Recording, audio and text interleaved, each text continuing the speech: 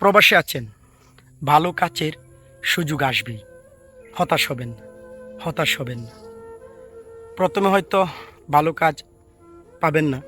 প্রবাসীরা অনেকে আছেন, প্রবাসে যান, গিয়েই কিন্তু ভালো কাজের চিন্তা করেন, গিয়েই যে ভালো কাজ, এটা কিন্তু হয় না। কারণ প্রথম প্রথম যখন আপনি যাবেন, আপনি কাজ জানেন না, ভাষা জানেন না, কোনো কিছুই জানেন না।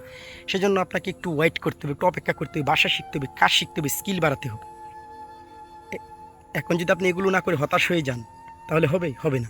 চেষ্টা চালিয়ে যেতে হবে, নিজেকে উন্নত করতে হবে, নতুন স্কিল শিখতে হবে, সতত পরিশ্রম করতে হবে এবং সামনের দিকে এগিয়ে যেতে হবে। ভালো কাজ আপনি তখনই পাবেন যখন আপনি কোনো কিছু অর্জন করতে পারবেন। এবং আপনার আস্তে আস্তে, মানে একটা কথা আছে যে একটা গাছ যখন আপনি লাগাবেন, সেই গাছটা আস্তে আস্তে বড় হবে, তাই না? গাছটা লাগানোর পরেই কিন্তু বড় হয়ে যায় না।